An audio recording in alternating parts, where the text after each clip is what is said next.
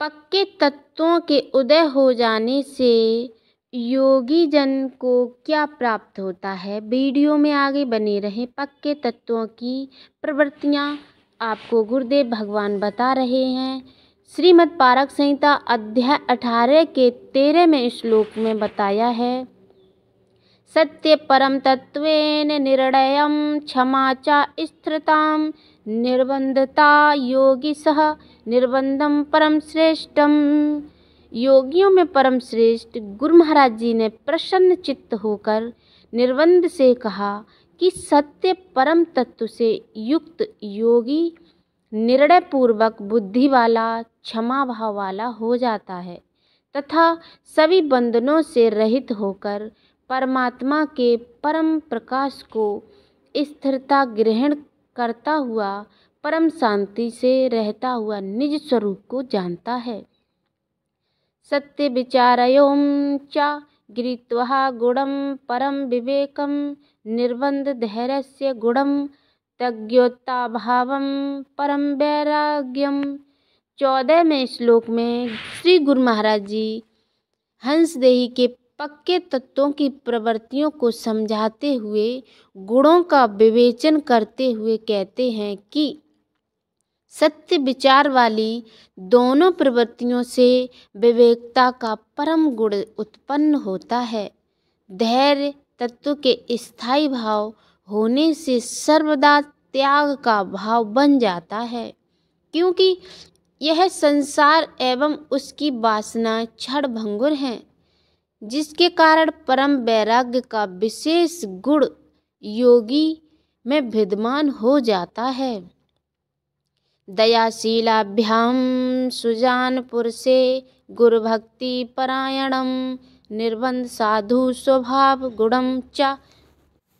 15वें श्लोक में श्री परमहंस देव जी महाराज गुणों का भाव प्रकाशन बताते हुए कहते हैं कि हे निर्बंध, दया और शील परम पक्के तत्वों के उदय हो जाने से इस योगी सुजान पुरुष में गुरुदेव के प्रति अपार भक्ति परायणता का तथा साधु स्वभाव नाम का परम गुण ठहर जाता है। फिर वह परमात्मा अत्यंत ही सरल हृदय वाला प्रतीत होता है। परपक्यम गत्वा गुणः सुजान परम हंसम निर्बंध कथनीय रहनीयम च हंस देह स्वरूपम।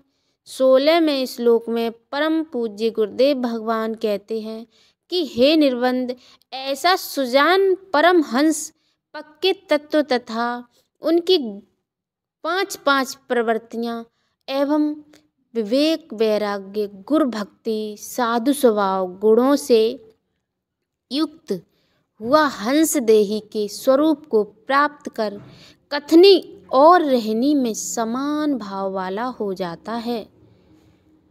परमहंस सुजान पुरुषः जगते अति दुर्लभम निर्बंध तस्मने मां शरीरम साक्षातम प्रत्यक्षम।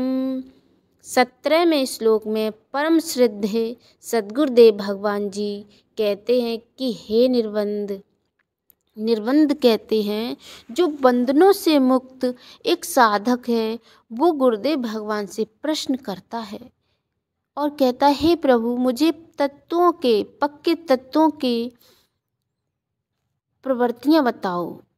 यानी कि तब गुरुदेव भगवान क्रमबाई बहुत अच्छे से समझा रहे हैं कि ऐसा सुजान परमहंस संसार में अत्यंत ही दुर्लभ है, उसमें और मेरे शरीर में कोई अंतर नहीं है, इसको साक्षात मेरा ही स्वरूप जानना चाहिए। वसुंधरा सत्ये सलिल विचारे च अनल शीले अपरिवर्तम समीर दयाये च गगनम धैर्यम निर्बंध स निर्लिप्तम।